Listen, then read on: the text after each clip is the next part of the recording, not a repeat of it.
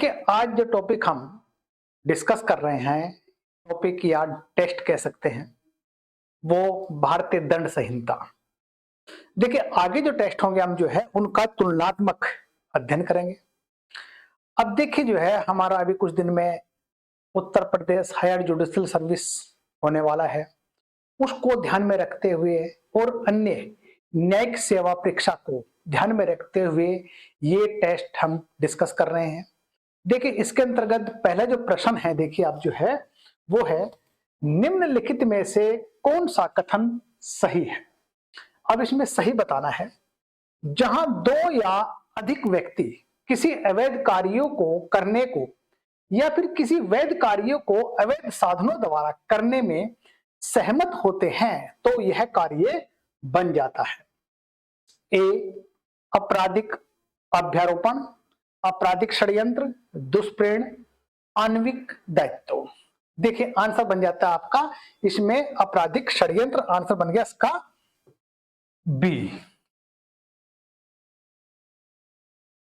अब देखिए, अगर हम बात करते हैं मतलब जो है भारतीय दंड संहिता की धारा 120 ए के अनुसार जब दो या अधिक व्यक्ति, नंबर एक, कोई अवैध कार्य या फिर कोई ऐसा कार्य जो अवैध साधनों, ठीक है, यानी ऐसा कार्य जो अवैध नहीं है या फिर अवैध साधनों द्वारा करने या करवाने के लिए सहमत होते हैं तो ऐसी सहमति जो है आपराधिक षड्यंत्र कहलाती है।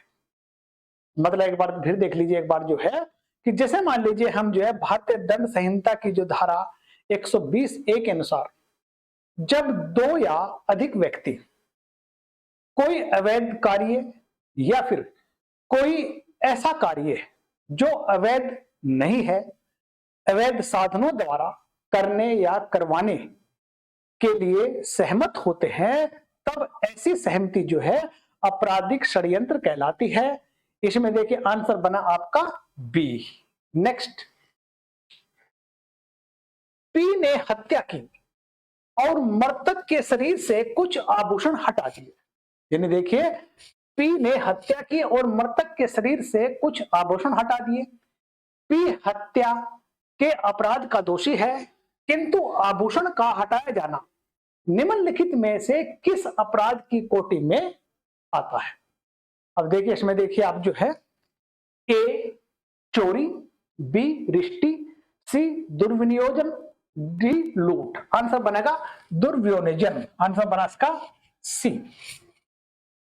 अब देखिए आभूषण को हटाया जाना दुर्विनियोजन के अपराध की कोटि में आता है। अगर हम बात करते हैं भारतीय दंड संहिता की धारा यानी आईपीसी की धारा 404 के अंतर्गत जो है आभूषण को हटाया जाना, यहां पर जो है दुर्विनियोजन के अपराध बनता है। चोरी यह नहीं है क्योंकि मृतक व्यक्ति के शरीर पर पाए गए आभूषण किसी व्यक्ति के कब्जे में नहीं माने जाते हैं, इसलिए आंसर बना इसका दुर्विनियोजन, यानी आंसर बना इसका सी। नेक्स्ट, निम्नलिखित में से कौन सा एक कथन सही है। आपराधिक विधि में तथ्य की भूल माफी योग्य इसलिए है क्योंकि यह लोकहित में है। बी, आपराधिक मन स्थिति उपस्थिति नहीं है। सी, यह एक भूल है। डी, न्यायालय के हित में है। देखिए आंसर देखिए, यह है आपराधिक मन स्थिति की उपस्थिति नहीं है, तो आंसर बना इसका बी। अब देखिए मतलब यह आपराधिक विधि में यह एक सर्वमान्य सिद्धांत है कि कोई भी कार्य अपराध नहीं है जो आपराधिक मन स्थिति के बगैर किया जाता है। अतः यहां तथ्य की भूल में आपराधिक मन स्थिति का अभाव होने के कारण इसे माफी योग्य माना गया है, तो आंसर बना इसका बी, यानी आपराधिक मन स्थिति की उपस्थिति नहीं है। नेक्स्ट, निम्नलिखित में से कौन सा एक कथन सही है। अभियुक्त के विरुद्ध दोषिता साबित करने के लिए अभियोजन आबद्ध है, यानी अभियुक्त के विरुद्ध दोषिता साबित करने के लिए अभियोजन आबद्ध है। ए सिविल वाद की तरह, युक्ति युक्त संदेह से परे, स्वयं अभियोजन पक्ष की संतुष्टि तक, न्यायालय की संतुष्टि तक। देखिए आंसर बनेगा इसमें बी, युक्त युक्त संदेह से परे। आंसर बना इसका बी। अब देखिए मतलब जो है इसमें देखिए अगर हम बात करते हैं आपराधिक विधि का यह सर्वमान्य सिद्धांत है कि विधि अभियुक्त को निर्दोष मानती है जब तक कि अभियोजन उसका दोष युक्त युक्त संदेह से परे साबित न कर दिया जाए। आंसर बना इसका बी। नेक्स्ट, अब इसमें देखिए सूची का मिलान करिए। आप देखिए जैसे मैं देखिए आप जैसे सूची का जब मिलान करते हैं तो मैं शुरू से कहता हूं आपको, सबसे पहले तो इनको ए बी सी में लिख लिया करते हैं, जैसे ए बी सी और डी। अब देखिए जो है इसका आंसर सोल्व करने के लिए हम क्या करते हैं, देखिए यानी कि स्वेच्छा देखिए आप जो है इसमें भावना जो कर्ता की इच्छा को तत्पर है, यानी कि स्वेच्छा मतलब एक, ये ए का एक हो जाता है। आशय देखिए इसके अंतर्गत प्रत्यक्ष कार्य करने की इच्छा का निर्देश परिवर्तन, यानी बी का हो जाता है हमारा 4। उसके बाद देखिए हमारे है हेतु में देखिए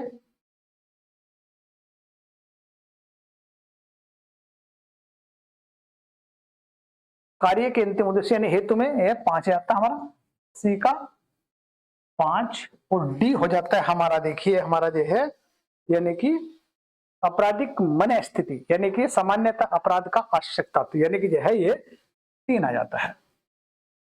अब देखिए इसमें जो समीकरण बनी है हमारी 1 4 5 3, अब देखिए इसमें देख लीजिए कौन सा आंसर बनता है इसका 1 4 5 3, इसमें आंसर बन जाता है बी, यानी इसका आंसर बन जाता है हमारा बी, आंसर बन जाता है। अब देखिए अगर स्वेच्छा बात करते हैं, स्वेच्छा के अंतर्गत देखिए भावना जो कर्ता की इच्छा को तत्पर करती है, ये हमारी स्वेच्छा। आशय प्रत्यक्ष कार्य करने की इच्छा के निर्देश का प्रवर्तन है। हेतु कार्य का अंतिम उद्देश्य है।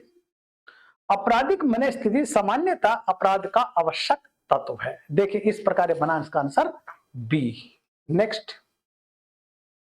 कहां विवशता प्रतिरक्षा होती है, ये बताना है कहां विवशता प्रतिरक्षा होती है। ए ऐसे व्यक्ति द्वारा किया गया कार्य जो तत्काल मृत्यु की धमकी देकर विवश किया गया है। बी किसी व्यक्ति द्वारा कारित दृष्टि जब उसे उसकी सम्मति की धमकी देकर विवश किया जाता है। किसी व्यक्ति द्वारा अपने व्यपहरण किए गए बच्चे की अभिरक्षा पाने के लिए की गई हत्या, ऐसे व्यक्ति द्वारा किया गया कार्य जो 7 दिनों के भीतर मृत्यु की धमकी दी गई है। देखिए इसका आंसर बनेगा ए, इसका आंसर जाता है ए, यानी कि विवशता प्रतिरक्षा होती है ऐसे व्यक्ति द्वारा किया गया कार्य जिसे तत्काल मृत्यु की धमकी देकर विवश किया गया है, तो आंसर बना इसका ए। अब देखिए अगर हम बात करते हैं आईपीसी या भारतीय दंड संहिता की जो धारा 94 के अनुसार विवशता प्रतिरक्षा होती है ऐसे व्यक्ति द्वारा किया गया कार्य जिसे तत्काल मृत्यु की धमकी देकर विवश किया गया हो, तो आंसर बना हमारा ए। नेक्स्ट, निम्नलिखित में से कौन सा एक कथन सही है, इसमें सही बताना आपको। साधारण अपवाद के लाभ का अभिवचन किया जाना चाहिए और उसे साबित किया जाना चाहिए अभियोजन द्वारा, अभियुक्त द्वारा, साक्ष्य द्वारा, न्यायालय द्वारा। अब देखिए इसका द्वारा आंसर अभियुक्त द्वारा, आंसर बनेगा इसका बी।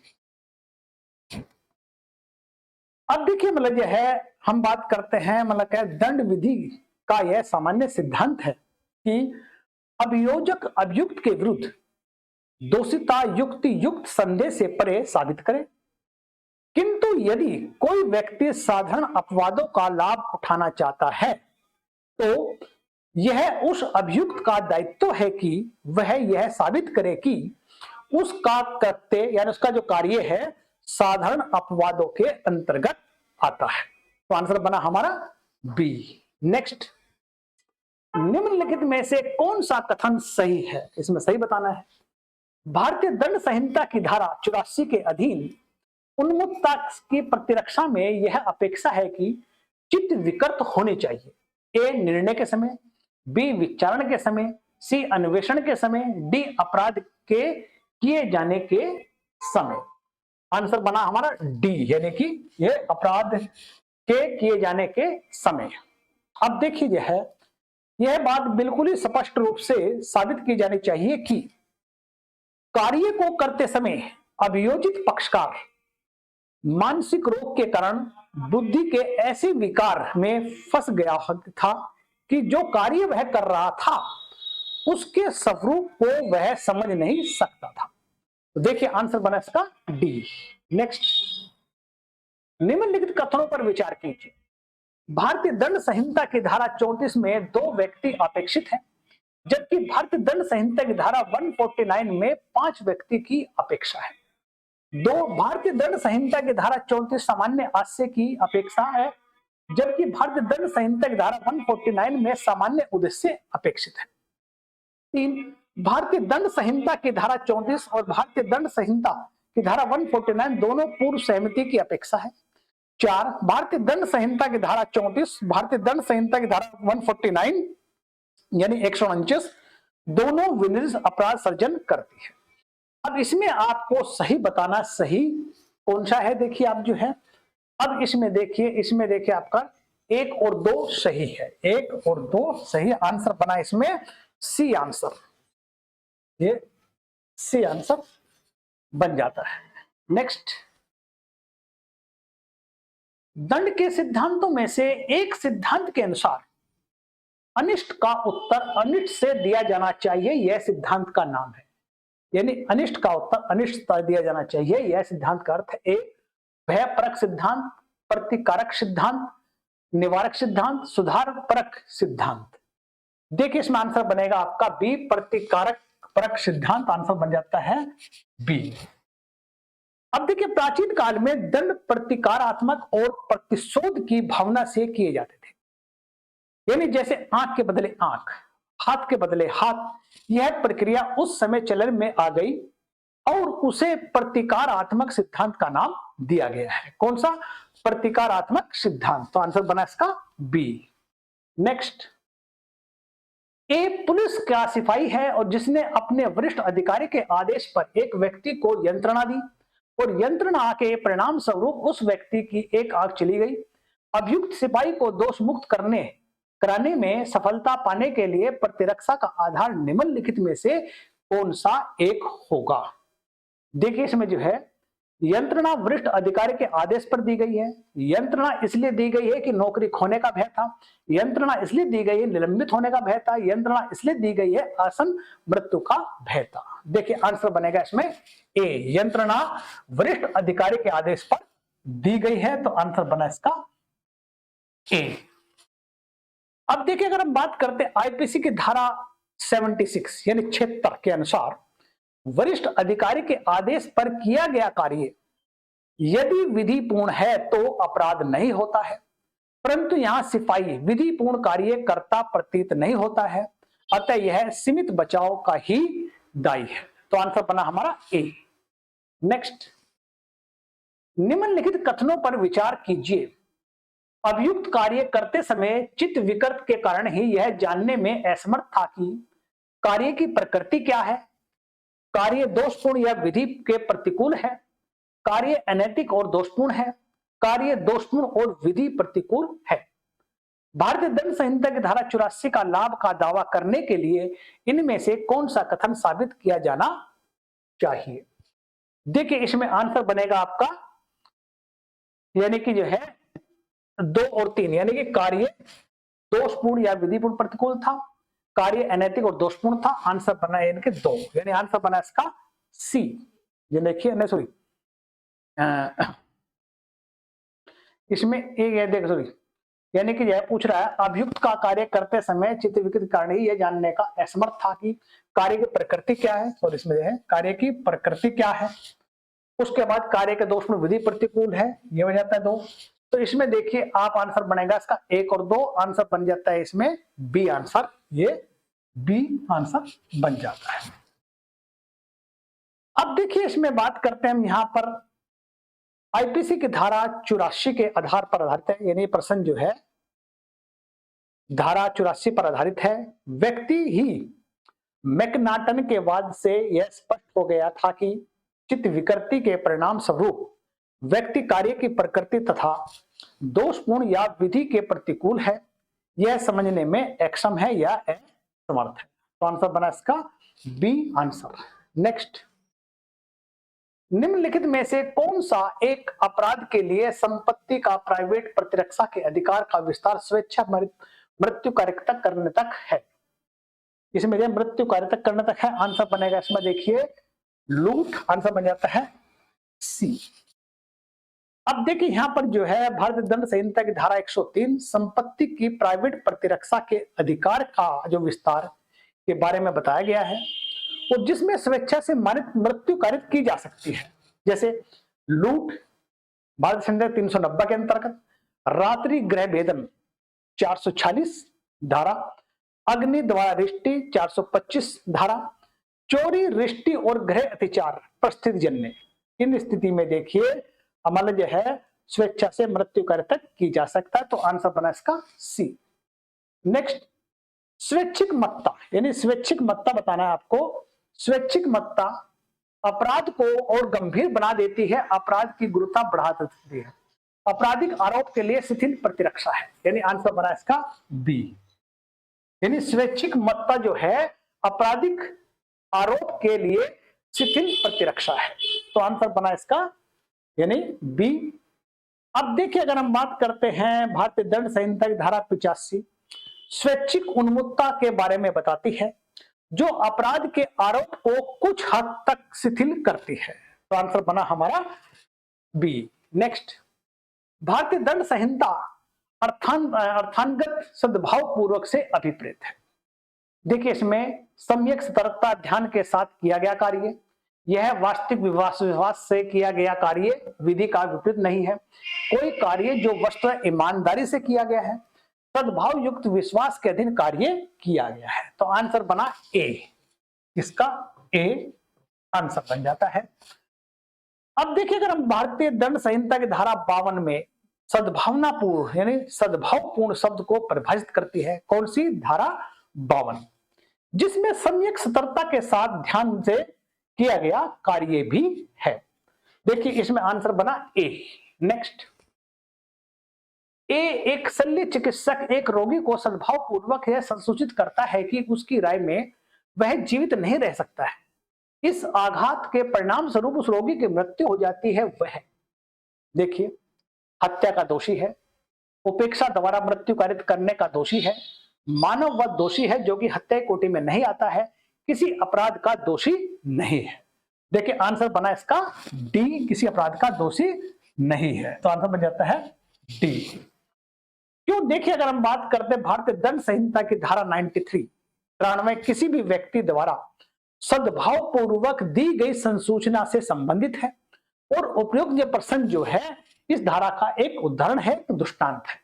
नेक्स्ट, प्रत्येक व्यक्ति को अपने शरीर की प्रतिरक्षा करने का अधिकार है, यानी प्रत्येक व्यक्ति को अपने शरीर की प्रतिरक्षा करने का अधिकार है, मानव शरीर पर प्रभाव डालने वाले अपराध के विरुद्ध और मित्रों के शरीर के भी मानव शरीर पर प्रभाव डालने वाले अपराध के विरुद्ध, सी और किसी अन्य व्यक्ति के शरीर पर भी मानव शरीर के प्रभाव डालने वाले अपराध के विरुद्ध, और अपने रक्त संबंधियों के शरीर को की भी मानव शरीर पर प्रभाव डालने वाले अपराध के विरुद्ध।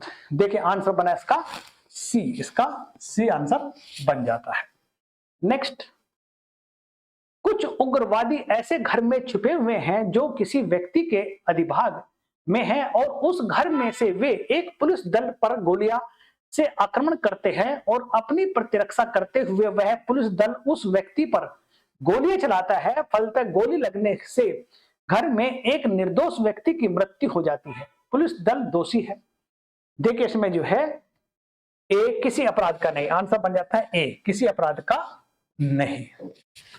अब देखिए हम बात करते हैं, देखिए मतलब यह है भारतीय दंड संहिता की धारा 106 घातक हमले के विरुद्ध प्राइवेट प्रतिरक्षा करने का भी अधिकार देती है और निर्दोष व्यक्ति को जोखिम होने का डर हो, इसमें जो डर हो, निर्दोष व्यक्ति को जोखिम होने का डर हो।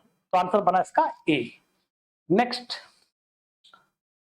आपराधिक षड्यंत्र दो या दो से अधिक व्यक्तियों के बीच सहमति है कोई अवैध कार्य करने या करवाने की, कोई अवैध कार्य करने या करवाने की, कोई ऐसा कार्य जो अवैध नहीं है, अवैध साधनों द्वारा करवाने की या करने की, कोई अवैध कार्य अवैध साधनों से करने की या करवाने की, अपराध कारित करने की। देखिए इसका आंसर बनेगा बी, यानी आंसर बन जाता है बी। इसको पहले मैं डिस्कस कर चुका हूं, तो आंसर बना बी। नेक्स्ट, कुछ करेंसी नोट निकाल लेने के लिए ए अपना हाथ बी की जेब में डालता है किंतु ए पाता है कि जेब खाली है। इस मामले में ए दोषी है।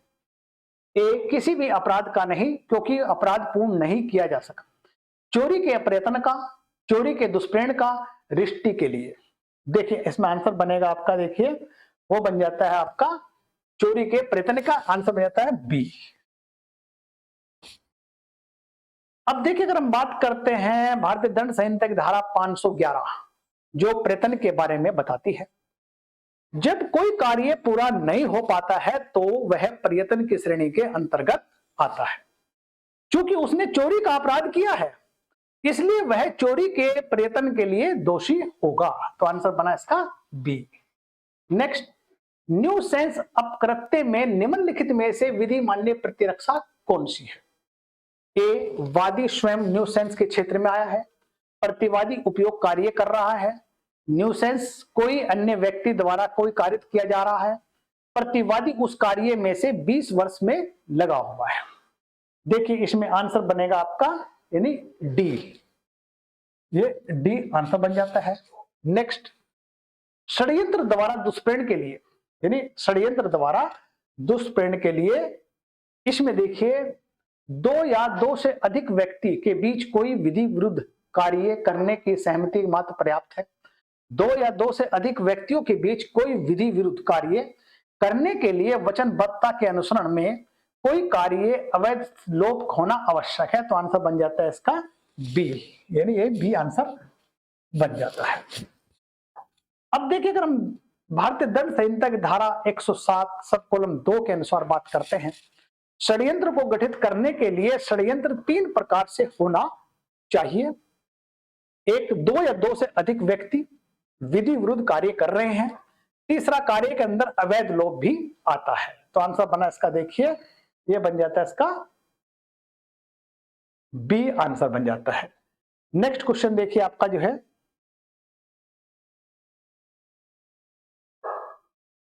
ए अपनी 6 वर्षीय पुत्री बी को सी के एक बटुआ जिसमें 1500 रुपए हैं निकाल लेने के लिए उकसाता है। इस मामले में निम्नलिखित में से कौन सा एक कथन सही है?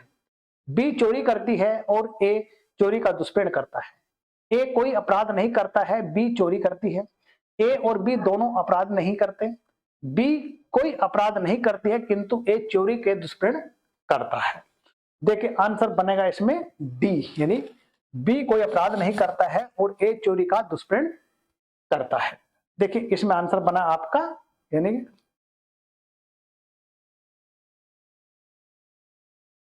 नेक्स्ट, लोक न्यूसेंस।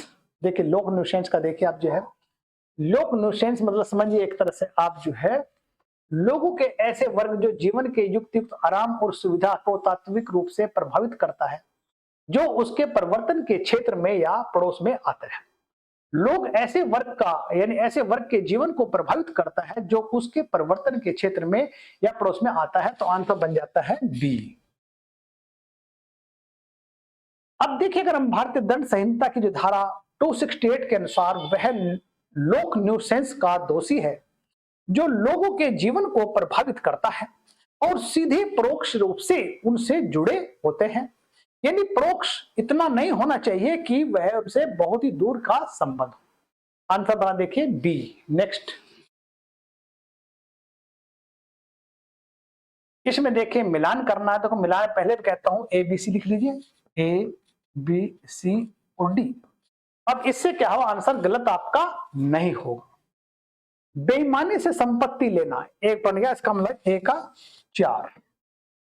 उसके बाद देखिए सम्मति या संपत्ति प्रदत्त करने के लिए किसी भी व्यक्ति को बेईमानी से उत्प्रेरित करना, आंसर बन जाता है इसका उद्यापन यानी 2।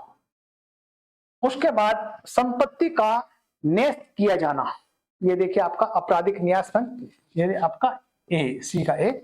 डी उपनिहित के रूप में प्राप्ति संपत्ति का विनियोग, इसमें आंसर बन जाता है 3 दुर्विनियोग, आंसर बन जाता है 3। अब देखिए इसमें जो फिगर है 4 2 1 3, 4 2 1 3 के अंतर्गत देखिए हमारा आंसर बन जाता है ए, ये ए बन जाता है। अगर हम बात करते देखें आपराधिक न्यासभंग, वो 405 धारा से संबंधित है आईपीसी की, उद्यापन 383 आईपीसी की धारा से संबंधित है, आपराधिक दुर्विनियोग जो आईपीसी की धारा 403 से संबंधित है, चोरी का अपराध 378 संबंधित है। देखिए इसमें आंसर बन जाता है। देखिए इसमें इतने क्वेश्चन है, आगे फिर हम आपके साथ नेक्स्ट क्लास में फिर मिलेंगे।